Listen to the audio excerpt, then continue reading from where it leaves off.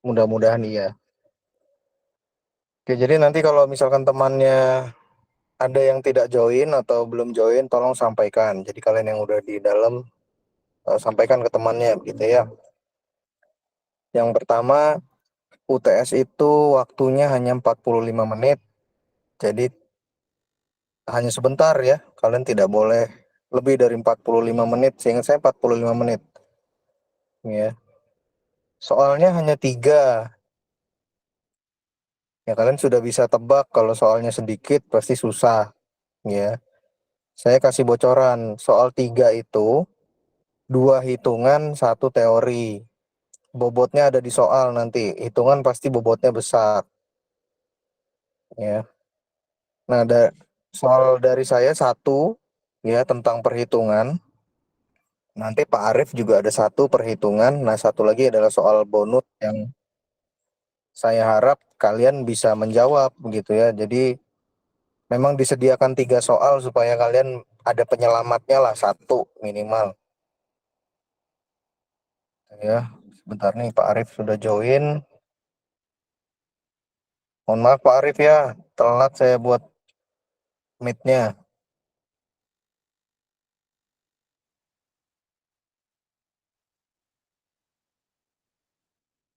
Ya, saya lanjutkan ya. Izin Pak Arief saya melanjutkan memberikan sedikit kisi-kisi untuk rekan-rekan mahasiswa. Jadi gitu ya, soalnya ada tiga, hitungannya ada dua, satu teori. Waktunya hanya 45 menit. Kalian dapat kertas buram, kalian boleh menggunakan kalkulator, tapi tidak boleh menggunakan atau membuka diktat atau buku gitu ya. Jadi hanya boleh menggunakan kalkulator. Jelas atau ada yang mau ditanyakan terkait UTS?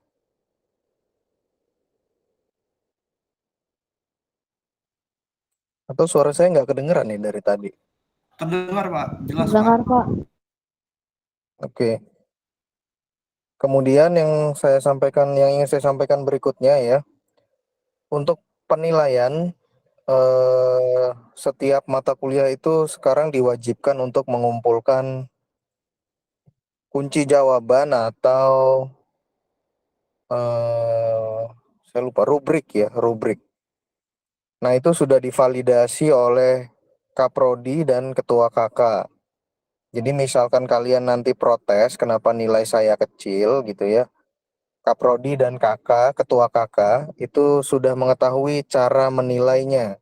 Misalkan soal nomor satu, saya udah tuliskan tuh, kalau kalian menuliskan ini poinnya sekian, kalian menuliskan 2 poin misalkan itu nilainya sekian. Jadi nanti ketika ada mahasiswa yang protes, akan menghadapi saya selaku pengampu Pak Arief ya, kemudian Kaprodi dan Ketua KK, karena kami semua sudah sama-sama mengetahui cara menilai soal tersebut. Nah, nanti kalau kalian misalkan tidak puas dengan penilaian saya atau penilaian Pak Arief ketika mengoreksi jawaban kalian, kalian boleh bawa ke Kaprodi atau ke Ketua KK. Toh basis penilaiannya sama gitu ya. Jadi kalian diberikan kebebasan mau protesnya ke siapa terserah karena kami semua sudah satu suara sebenarnya. Jadi kalau misalkan punya pengalaman buruk ya dengan saya, oh Pak Hafid nih kalau ngoreksi suka sembarangan, saya mau protes ke Pak Fadil aja, ya silakan gitu ya, terserah. Oke mungkin itu saja ya kisi-kisi yang bisa saya berikan, silakan dipelajari. Ada dua hitungan, mungkin nanti Pak Arief akan memberikan sedikit clue mungkin ya, saya nggak tahu. Pak Arief, izin Pak Arief, Iya udah hadir. Pak Apit. Ya, mau dikasih clue nggak mahasiswanya? Ya nanti sekalian Pak Apit, sekalian meeting ketujuh kan, Oh itu iya, tentang estimasi biaya itu. Nah itu keluhnya di oh iya. situ tuh. Oke, gitu ya rekan-rekan sekalian. Jadi mohon diperhatikan materi hari ini karena termasuk soal UTS ya. Pak Arief, saya izin melanjutkan perjalanan nih. Saya lagi berhenti sebentar. Saya izin tidak ikut sampai akhir ya, Pak Arief. Sekali lagi mohon maaf. Oke siap siap. Ya, saya izin live, Pak Arief.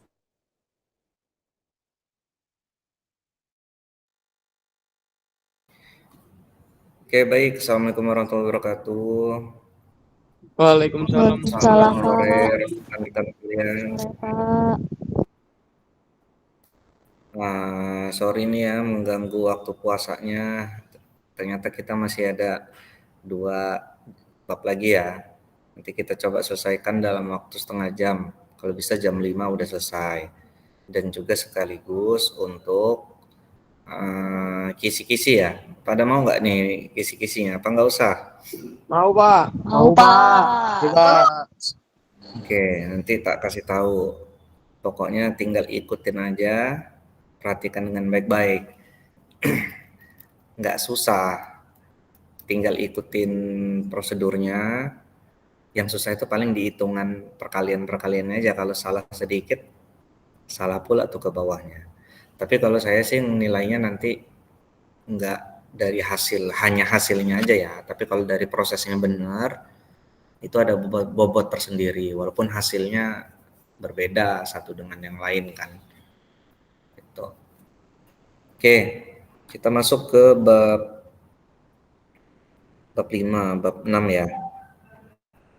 Bab 6 dulu bener ya, bab 6 ya. Alat bantu kalau nggak salah. Bentar.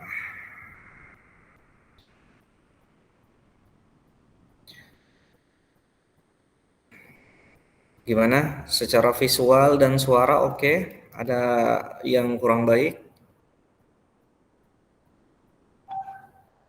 Oke, Pak. Oke.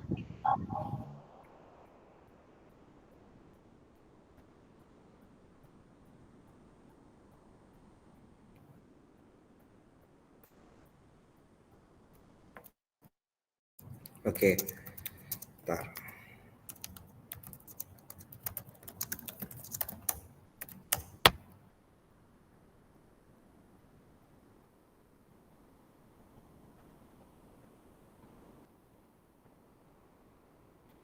Oke, baik.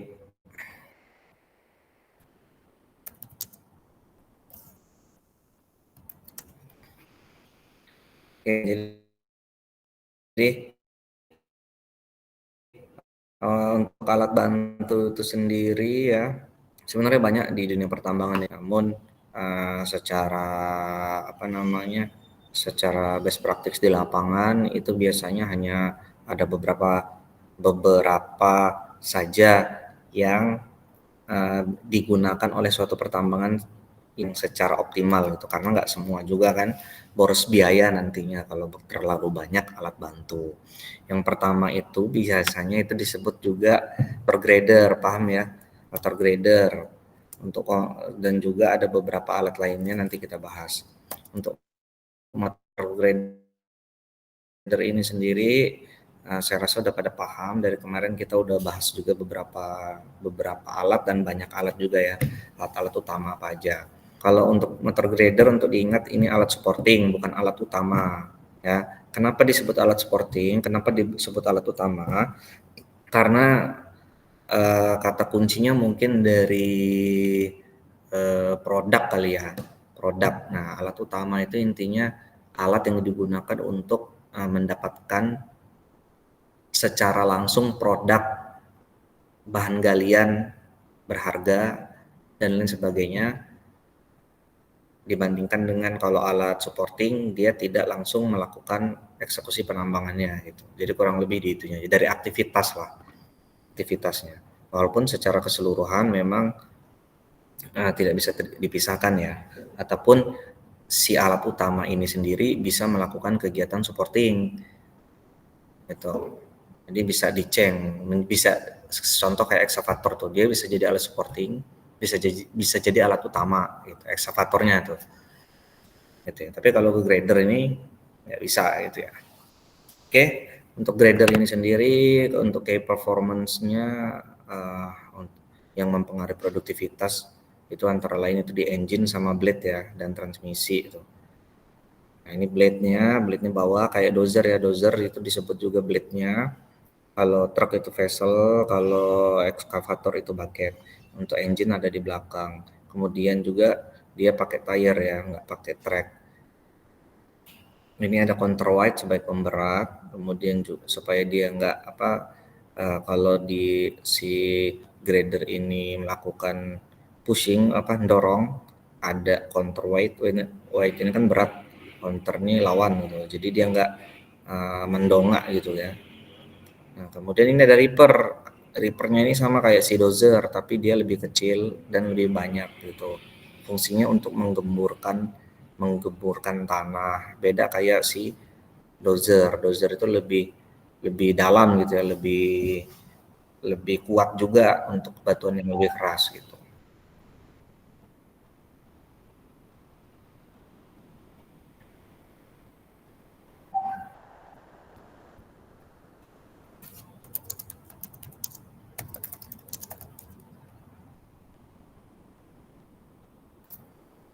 Bentar ya.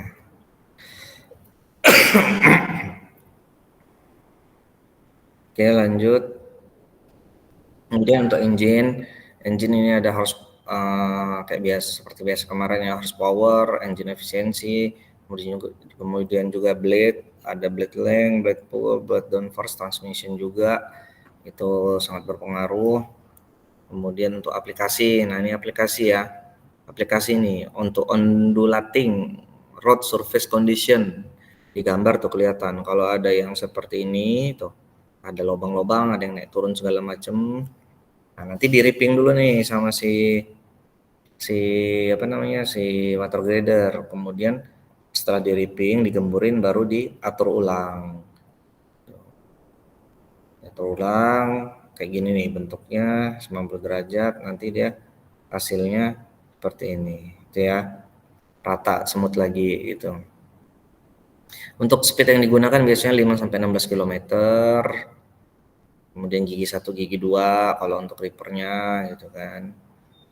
Kemudian nanti ini untuk hauling road, kalau ada material-material yang lebih keras dia kemudian si grader ini langsung menghampar, simple aja gitu.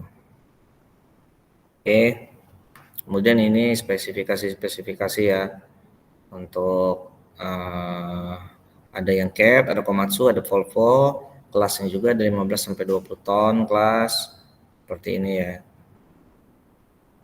17 ton misalnya blade lengthnya gitu. Ini gambarnya, ini Caterpillar, ini Komatsu, ini Volvo. Volvo itu biasanya identik abu-abu ya, ada abu-abunya gitu. Nah, kemudian ini apa lagi nih, untuk 20 sampai 25 ton kelas, ini model segala macam. Ini ada juga yang 25 sampai 30 ton kelas gitu kan. Oke, itu aja kalau grader. Kemudian alat bantu lainnya itu ada water pump ya. Water pump water pump nanti mungkin bisa kita ini di pertemuan kalau ada kapan ya sistem manajemen water management atau main dewatering atau main drainase ada nggak semester berapa itu ya? Ada yang tahu nggak?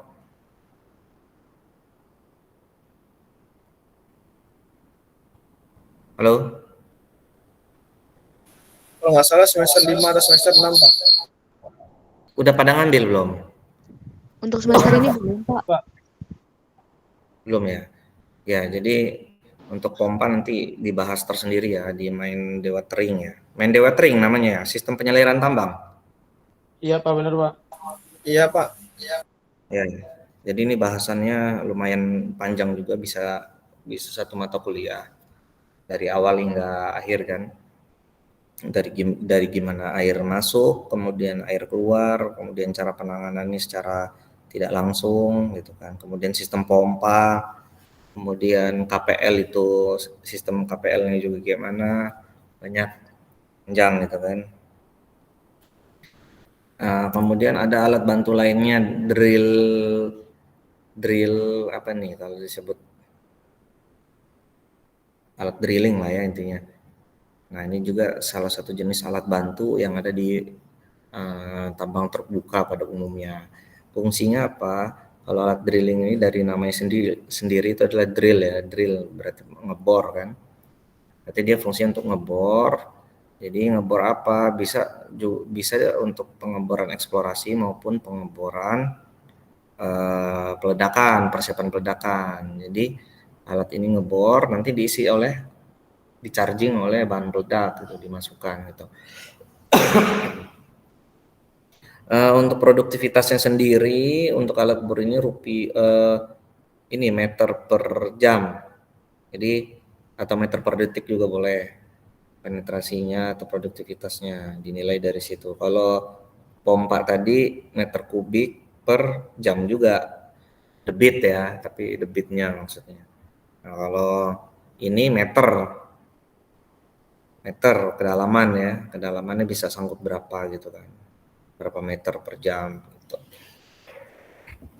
Untuk jenis-jenisnya sendiri banyak, komponen-komponennya juga banyak, dari jenis mata bor nomor berapa nih, drill bits 8 ya, mata bor sendiri aja udah beda macam-macam. Kemudian dari jenis mesin ya, engine outputnya juga beda macam-macam juga.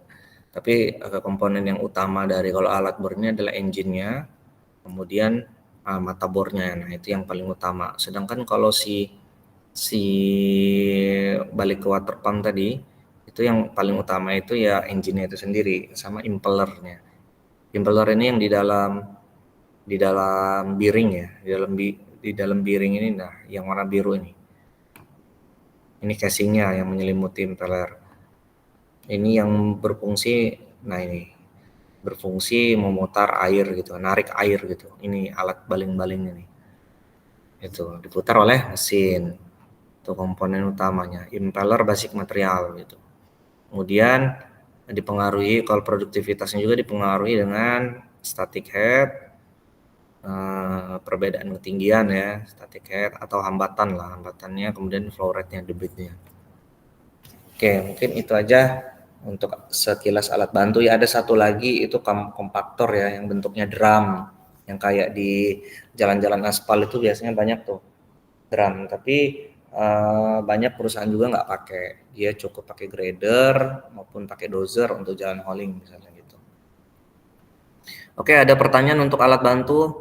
Silakan kalau yang mau nanya, atau ada informasi di tempat lain alat bantunya macam-macam Pak, ada ini ada itu, silakan kalau ada yang mau ngasih info.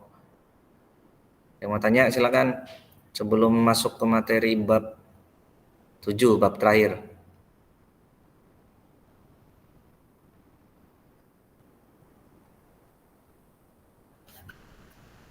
Yang mau tanya? Nggak ada. Rodo silakan. Makasih Pak. Sebelumnya nama saya Rodo, NIM 001. Saya mau nanya Pak, di alat bantu pertambangan ini kan kegunaan alatnya itu kan sebentar saja Pak, misalnya mungkin untuk land clearing atau segala macam. Nah kalau dari perusahaannya sendiri itu mereka membeli alatnya atau hanya untuk menyewa aja ya Pak? Terima kasih Pak.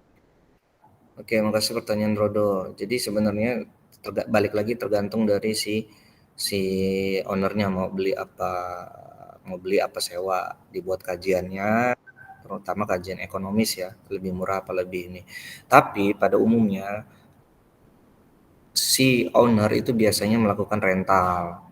Kenapa? Karena si owner ini biasanya sudah disibukkan dengan hal-hal, selain hal teknis disibukkan juga hal-hal non teknis.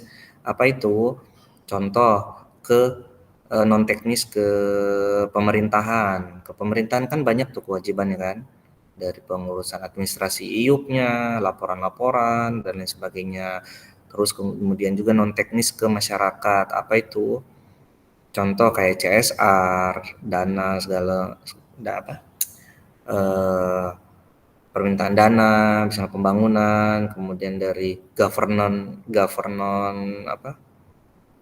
relationship, ke pemerintahan, kemudian ke masyarakat, banyak cabangnya. Jadi si owner ini sebenarnya sejatinya ya, owner itu sudah disibukkan dengan hal-hal tersebut. Maka biasanya owner itu inginnya untuk meringankan pekerjaan teknis di lapangan, mereka full support dari kontraktor gitu loh. Jadi jarang yang owner ini biasanya nambang sendiri itu jarang. Biasanya mereka full support, full kontraktor, baik itu kontraktor dari luar maupun kontraktor dari grupnya sendiri itu. Jadi biasanya dibantu oleh si kontraktor gitu. Karena secara hitungan itu sebenarnya ada untungnya juga. Secara hitungan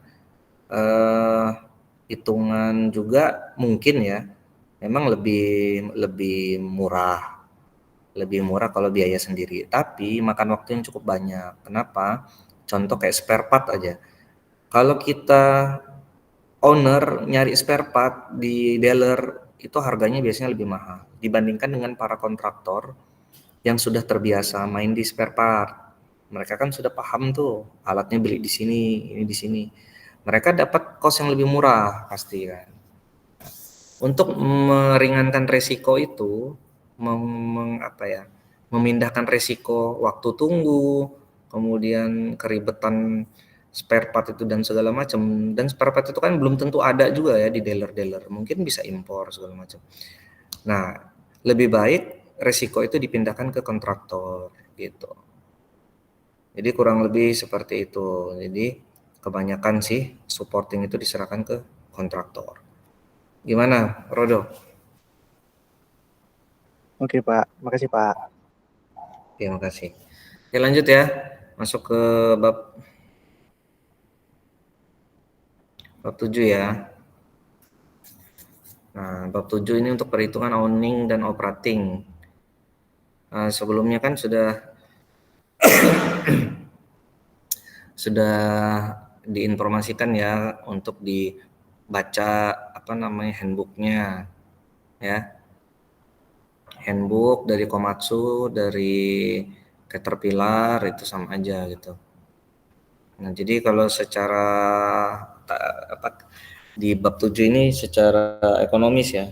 Jadi kita pelajarin tentang penanganan material, tapi kita juga secara teknisnya, tapi kita juga belajar secara ekonomisnya juga untuk menghitung biaya. Nah, ini basicnya simple aja. Jadi kalau ada revenue itu kan 100% ya, warna hijau. Itu kan biasanya terdiri dari atau berasal dari harga ya kan, sales rate dikali dengan jumlah produk yang dijual. Nah, itu 100% revenue. Nah, revenue ini berasalnya dari mana? Kita penuhinya itu dari mana? Biasanya kan ada cost ya. 75% tuh kita yang disebut HPP kalau di tambang. Harga pokok penambangan, harga pokok produksi, HPP. Nah, itu cost. Sisanya itu profit. Nah, simpelnya basic mining konsep ini sama kayak industri umumnya ya. Oke. Nah, dari pendapatan dari revenue tadi kan dibilang kuantitas harga dikali kuantitas kan. Nah, ini harga dikali kuantitas, kemudian kalau dirunut ke belakang lagi pembentuk harga dari mana? Bisa dari forecasting, dari ada analisis tadi, ada dari mikroekonomi, ada dari makro. Kemudian kalau kuantitas dibentuk dari mana? Yang pasti dibentuk dari produksi kan. Kuantitas jumlah kan. Kalau jumlah itu dibentuk dari produksinya. Produksinya dari mana? Asal bisa menghasilkan apa? Selain kuantitas bisa menghasilkan kualitas, ya kan? Kualitas nih. Kualitas ini juga berpengaruh kepada pembentuk harga. Gitu. Nah, ini pendapatan ya. Nah, balik lagi ke jadwal produksi atau produksi itu sendiri berasal dari mana? Dari analisis marketingnya gitu kan. Marketingnya minta berapa, maka diproduksi berapa gitu. Marketing dari mana? Pasar dari mana? Pasar itu ya berasalkan dari permintaan ya kan. Permintaan itu disetir oleh apa? Biasanya salah satunya dengan makroekonomi dengan mikroekonomi. Nah, itu pendapatan. Sedangkan kalau cost atau beban itu terdiri atau dari mana aja ininya, terdiri dari apa aja sih yang jadi 75% di sini tadi ya. 75% di sini apa aja sih sebenarnya?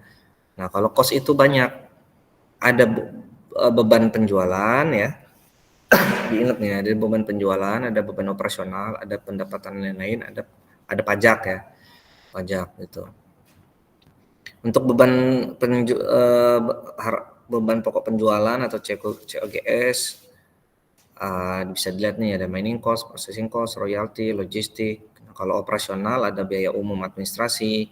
Umum administrasi ini contohnya gaji ya, gaji, kemudian depresiasi, ada CSR. Itu. Kemudian kalau di beban lainnya ada yang untuk perpajakan. Gitu. Apa saja sih sebenarnya yang mempengaruhi revenue itu kan? Revenue itu bisa naik turun itu dikontrol oleh pertama produktivitas ya. Kemudian juga kalau misal produktivitasnya rendah nih, berarti pendapatannya turun ya. Kemudian utilisasi, kalau utilisasinya bagus, pendapatannya bisa naik. Kemudian juga dari ketersediaan, availability ya. Availability itu ketersediaan kayak spare part, fasilitas, skill, tersedianya skill yang baik gitu kan, mekaniknya tersedia, kemudian utilitas juga. Utilitas ini apa ya, unjuk kerjanya utilitas ini, unjuk kerjanya itu terkontrol dengan baik gitu ya. Kemudian produktivitas ini tadi kemampuan kerja ya, kemampuan kerjanya itu dipengaruhi apa aja, ada dari loading point, ada materialnya. Kalau loading pointnya kayak misalnya besarnya dari lebarnya loading point itu, tingginya bench. Kalau material itu dari fragmentasi, kemudian infrastruktur dan lain sebagainya sampai bawah. Nah, balik ke cost. Kalau untuk cost itu sendiri, dia ada dua, ada direct cost, ada indirect cost, ada langsung, ada tidak langsung. Nanti kita belajar apa itu isi-isinya sebenarnya. Simpelnya kalau direct cost itu sebenarnya dari biaya yang langsung dikeluarkan gitu ya, yang langsung dikeluarkan. Kalau indirect cost ini tidak langsung dikeluarkan. Contoh yang paling gampang itu ya fuel aja kan, fuel, maintenance cost, kemudian owning cost, yang monthly ownership ini owning cost gitu. Nah itu dia langsung semua, labor gitu kan. Kalau ada yang mau nanya langsung aja ya. Kemudian, nah ini contoh kalau di kontraktor ya. Kalau owner pada umumnya ngambil revenue itu dari apa tadi, kuantitas ya, jumlah, volume dikali dengan harga batu bara atau segala macam. Kalau di kontraktor itu beda. Ini ada kontraktor ABN, GBP, ada GJA. Nah, mereka ngambil keuntungan revenue-nya dari ini. Dari OB revenue full, dari pengambilan call, dia terpisah-pisah. Bisa aja satu sampai bawah ini kontraktornya beda-beda. Itu kayak misalnya OB removal-nya pakai kontraktor apa, tapi drilling and blasting-nya ini beda gitu. Itu ya. Ini komponen-komponen yang biasanya dikerjakan oleh kontraktor gitu. Nah, misal contoh kayak OB removal atau kita total cost dulu deh ya. Ada total cost misalnya 2,03 BCM per dolar per kubik gitu ya. 2,2 dolar per kubik gitu, itu 100%. Nah itu terdiri dari komponennya apa aja, dipecah tuh. Ternyata ada owning cost, ada maintenance ini CPH, cost per hour. CPH ini maintenance kalau nggak salah, maintenance cost. Kemudian ada material, consumable, spare part nih kayaknya. Kemudian drill blasting, labor, rental hire, ada fuel. Fuel ya paling tinggi ya. Jadi untuk diingat, dari semua cost itu yang paling tinggi itu biasanya memang fuel. Fuel di tambang manapun itu fuel. Fuel itu memang rata-rata di 30% dari total rupiah per tonnya atau rupiah per jamnya. Kalau ini rupiah per ton ya, 2 dolar, 2,03 dolar per ton atau per BCM gitu. Ada yang mau nanya nggak nih? Nggak nanya lanjut nih. Nah, dari 2,03 dolar ini misal dipecah nih, ada yang langsung 1,6 dolar, ada yang 0,43. Isinya apa aja? Nah, ini isinya nih. Kalau direct cost itu ada loading hauling, drilling blasting, ripping, road maintenance, nah itu. Kalau yang tidak langsung ini.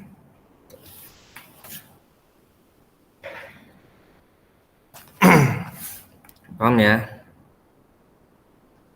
Nah, kemudian ini untuk depresiasi nanti soalnya di di perhitungan cost estimasi biaya itu akan ada depresiasi. Depresiasi simpel aja, depresiasi garis lurus. Misalnya dia beli 2,7 juta ya kan, dijual kembali 400.000. Berarti susutnya kan 2,3 ya, 27 kurang 4 itu 2,3. Nah, kemudian periode pakainya itu umurnya itu 6 tahun gitu kan ya. 72 bulan 6 tahun misalnya. Tinggal dibagi aja 2,3 langsung dibagi 72, dapatlah per bulannya 31 gitu. Kalau per tahun ya dibagi 6 gitu. Gampang kok ini kalau depresiasi. Fixed cost itu termasuk fixed cost ya, tetap. Jadi dia setiap bulan, setiap tahun, mau produksi itu tinggi, mau produksi itu rendah, dia tetap nilai susutnya sekian. Itu fixed cost. Sedangkan kalau variable cost dia beda lagi, dia mengikuti dari jam kerja gitu. Karena satuannya jam. Misalnya konsumsi bahan bakar 145 liter, harganya $1, biaya perawatan 126 jam. Berarti variabelnya kan totalnya sekitar 271 kan per jam dari hitungan atas ini. Nah, jika sebulan bukan umur ya, kalau tadi fixed cost dia umur. Kalau sebulan dia pakai 450 jam, jadi kan 271 ini langsung aja dikali 450 jam ini kan, dapatlah variable cost-nya itu. Jadi sebulan dia dapat 121. Jadi yang disebut variable cost ini, cost-nya ini dapat meningkat terus seiring dengan penggunaan peralatan itu gitu. Sedangkan kalau fixed cost dia dapat naik atau turun tidak dipengaruhi oleh penggunaan alat itu gitu. Jadi dia kena cas terus, kena susut terus, itu dari depresiasi. Kalau kayak fuel and maintenance cost untuk variable cost, nah jadi dia sesuai dengan penggunaan fuelnya maupun maintenance-nya. Nah ini yang dijelasin tadi. Oke ya, ada yang mau tanya lagi? Mau tanya silakan, nggak nanya nggak apa-apa.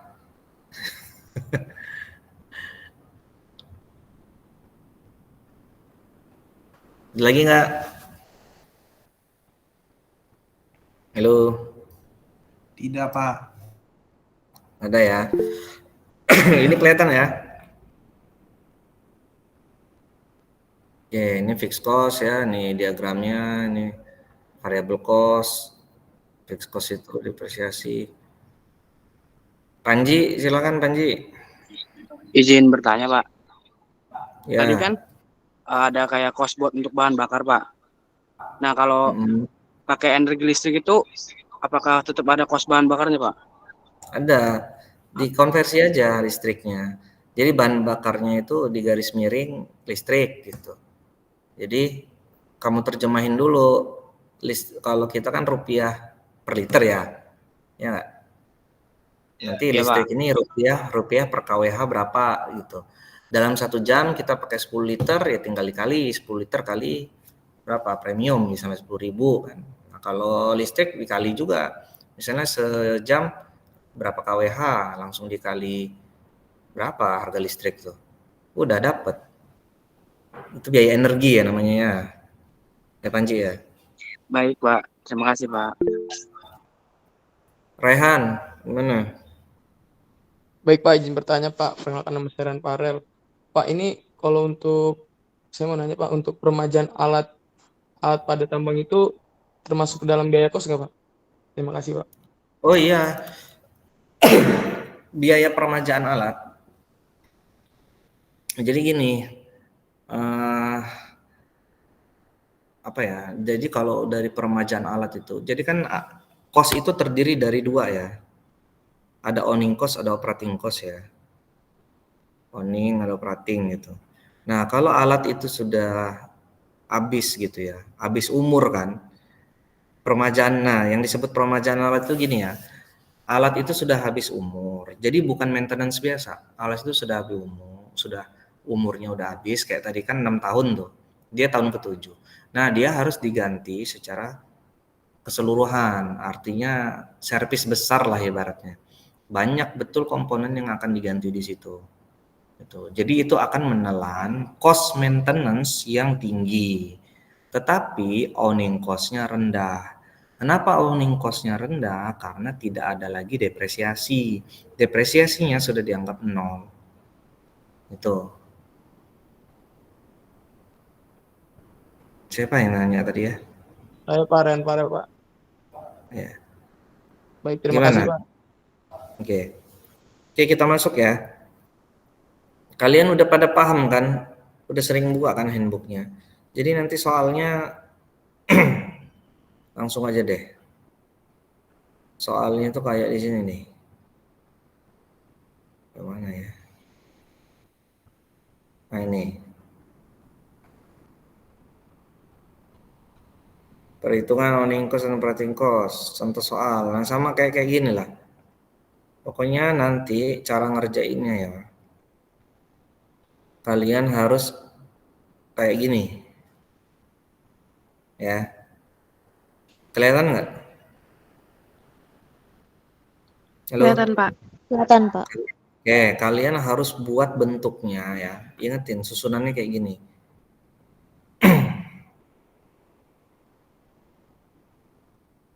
Jadi, dalam menghitung komponen biaya, komponen kemarin udah saya jelasin kan yang di handbook itu. Handbook Caterpillar, handbook Komatsu. Ya enggak? Halo? Nggak ada yang jawab nih. Ada, Pak.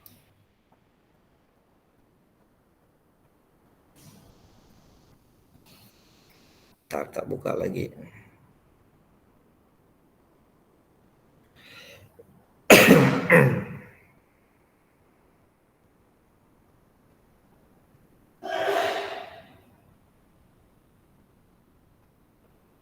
Ini kelihatan ya? Komatsu. Kelihatan ya? Kelihatan, Pak. Nah, ini kan Kelihatan, ada owning dan operating cost. Buka aja di section 18. Nah, ini. Sini ya, section 18. Ini owning cost nih. Ini baca aja di sini. Nanti soalnya sama-sama persis kayak gini. Tinggal kalian ikutin aja langkahnya. Ya. Ikutin langkahnya. Ini ya. Soalnya itu kayak gini nih. Silakan menghitung gitu kan. Menghitung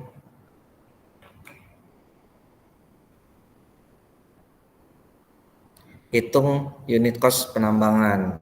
Itu aja. Hitung biaya penambangan. Rupiah per jam atau rupiah per ton. Itu. Ngitungnya gimana? Buka di sini gitu.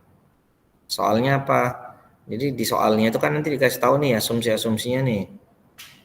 Ya kan, harganya berapa, segala macam harga.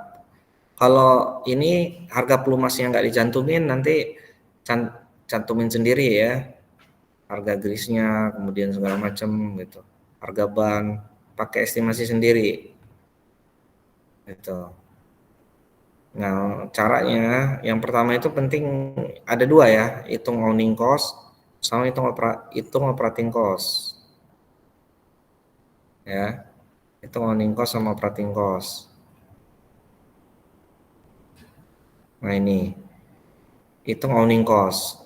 Oh ya, sebelumnya dibuat keterangannya 1 sampai 7 nih misalnya ya. Mesinnya apa, attachmentnya apa, yang penting harga ya, harganya berapa, kemudian salvage value ini nilai sisa ya, nilai sisanya berapa, ada nggak di soalnya, kemudian net depreciation value berarti 360.000, harga 400 dikurangi nilai sisa 40 berarti dia 360 depresiasinya. Untuk owning cost depresiasinya di 5 tahun misalnya, annual ini 4.000 jam misalnya gitu kan. Depresiasinya langsung aja tuh 360.000 dibagi dengan oh ini udah ada nih per jamnya di 220.000 gitu misalnya. Hasil ya ini ya. Oh 5,53 hasilnya. Untuk yang insurance yang nomor 10 yang ini 17,77 per jam. Jadi langsung dibagi 360.000 dibagi 4.000 jam dapat 17 gitu. Paham ya, ngerti ya? Kalau ngitung depresiasi gampang, dibagi langsung dibagi aja, bagi jam. Kemudian untuk pajak dan lain sebagainya, ini kan nanti hasilnya jam ya, 58,68 dolar per jam gitu. Jadi ini jadinya dolar semua. Terus yang 11 yang owning cost apa yang untuk interest insurance and tax itu 5,53 dolar per jam. Dapatnya dari mana? Dapatnya dari sini nih. Ini ada rumus-rumusnya. Nanti dipelajarin lagi aja di rumah. Nah, ini ada R, faktor. Itu kan. Nanti ini dikali semua dapat 5,53 baru dijumlahin. Total owningnya itu ditambahin semua dari atas ke bawah. 17,77 depresiasi ditambah dengan nomor 11 interest insurance tax dapat 23,30. Sama seperti di handbooknya kayak gitu juga. Untuk owning cost ya kan, owning cost itu depresiasi 8 dolar. Kemudian interest insurance tax 3,43 dolar. Itu aja. Cuman 2 komponen ya, depresiasi dan ini ya. Hitungnya dari mana depresiasi? Dari 83.000. Dari mana 83.000? Dari net depreciation value 83.000. Dari mana? Dari harganya 92.000 dikurangin trade-in value-nya, nilai sisanya 9.200. Jadi 83 dibagi dengan 10.000 gitu ya. Paham ya? 10.000 ini jam kerja. Ini ada 4 tahun. 1 tahunnya 2.500 gitu. Ini kan 2.500. 2.500 kali 4 10.000 gitu. Kalau yang kasus tadi jam kerjanya 4.000 gitu. Jangan lupa jam kerja. Kemudian interest insurance and tax kayak tadi ya.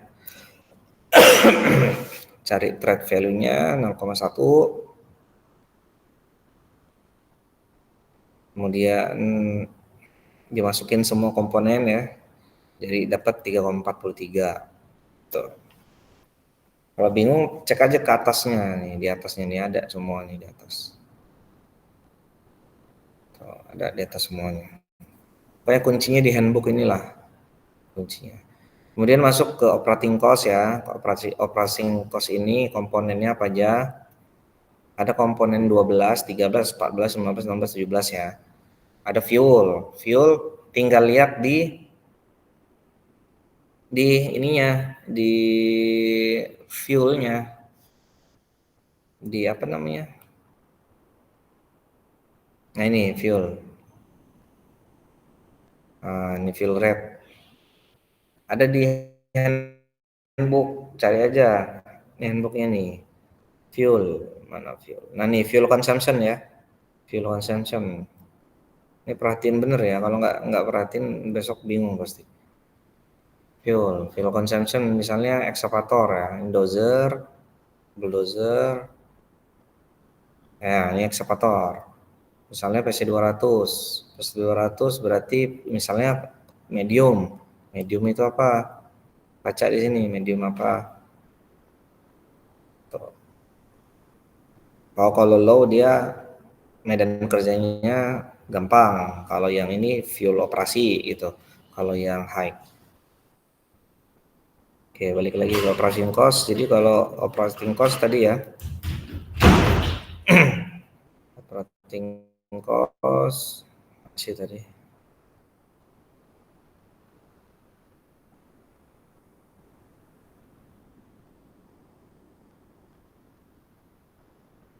Nah, ini operating cost ya. Fuel, lubricant, tires, repair, special element, dan lain sebagainya. Oke.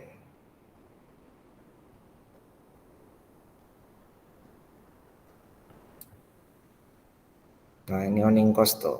Owning cost. Kemudian operating cost, nah fuel nih kan.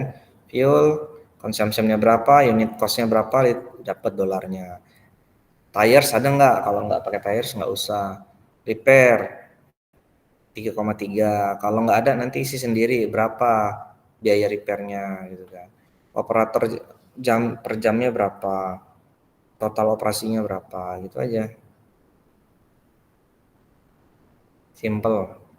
Ini dipakai ya. Ini dipakai sehingga dunia kerja, dan selama kalian di dunia pertambangan ini pasti selalu akan dipakai, nggak pernah nggak dipakai. Jadi harus hafal betul, harus hatam, harus di luar kepala apa aja yang menjadi komponen biaya, cost atau beban dari suatu alat. Inilah cara menghitungnya gitu.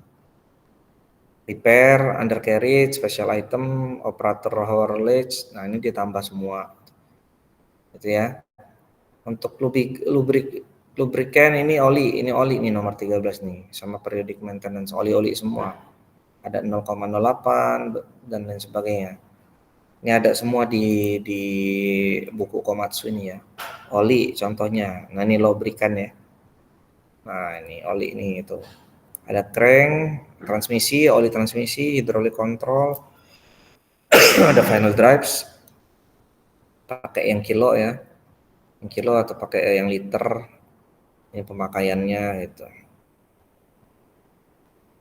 Oke gitu, intinya gitu ya, kisi-kisinya. Saran saya jangan keluar dari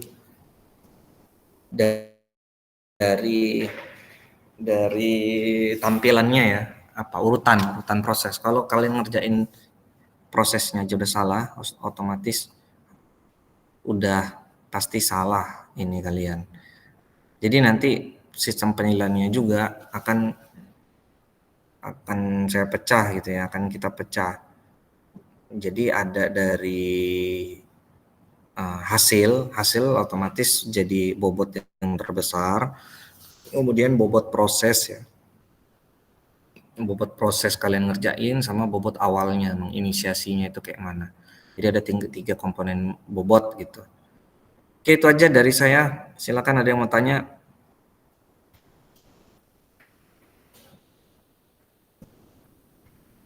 Jadi jangan takut salah juga kalau nilainya salah, walaupun prosesnya benar, masih ada nilainya kok.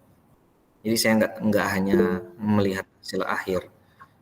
Oke, Suryadi. Oke Pak, izin Pak Kano, sebelumnya nama saya Suryadi Wijaya. Tadi mungkin kan ada beberapa hal yang bisa kita cantumkan atau estimasikan sendiri. Itu maksudnya kita buat data sendiri atau bagaimana Pak? Oh, kalau misalnya nggak ada di soalnya kurang lengkap gitu kan. Misalnya nggak ada biaya operator Pak, operator hourly wage yang nomor 16 misalnya kan. Nanti kalian estimasi sendiri, tulis pakai angka sendiri aja, asumsi maksudnya. Misalnya pakai $2, pakai $3 gitu, nggak apa-apa, nggak masalah. Tapi yang masuk akal ya, jangan kalian tulis di sini tiba-tiba operator ini $500 kan nggak mungkin, ya nggak? Operator dibayar $500 per jam kan nggak mungkin. Itu ya.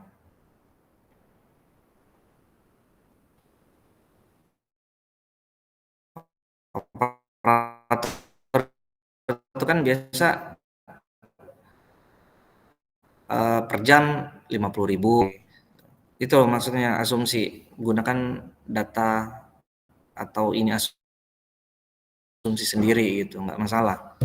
Gitu Surya pertanyaannya, bener nggak? Putus-putus tadi soalnya. Iya Pak, benar Pak. Oke gitu. Terus kayak oli nih, kamu apa nggak bingung nyari oli ini, nggak ada Pak di soal ini oli ini. Ya kamu langsung ini aja, estimasi sendiri, beli oli di luar itu seliter berapa? Oli motor berapa? 40.000 kan seliter, ya nggak? Betul nggak? Sama, jadi alat berat ya paling 80.000 seliter. Tuh. Sama kok.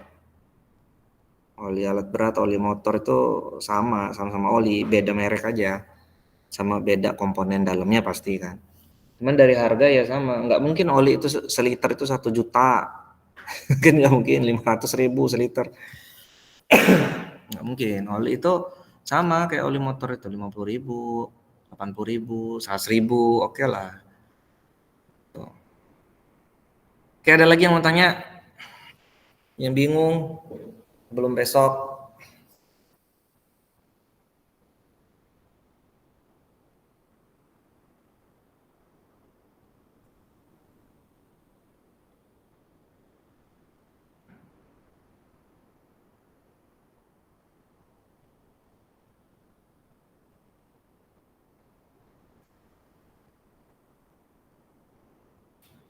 Ayo ada lagi, kalau nggak ada kita tutup nih ya. Oke, kalau nggak ada terima kasih sekali lagi rekan-rekan sekalian. Saya ucapkan mohon maaf sebesar-besarnya atas kekurangan selama ini ya. Banyak materi-materi yang mungkin belum bisa diserap secara sempurna ataupun penyampaian juga yang terlalu cepat. Jadi namanya juga saya juga masih belajar di sini, belajar mengajar juga dan juga belajar mengenai konten-konten pertambangan juga kan, masih banyak yang lupa-lupa juga, udah lama juga gitu kan. Jadi saling inilah kita kan, saling mengingatkan juga. Sekali lagi saya mohon maaf masih banyak yang kurang. Terima kasih. Wabillahi taufiq wal hidayah. Wassalamualaikum warahmatullahi wabarakatuh. Waalaikumsalam. Terima kasih banyak Pak. Terima kasih Pak. Terima kasih banyak Pak. Terima kasih banyak Pak. Oke. Sampai ketemu.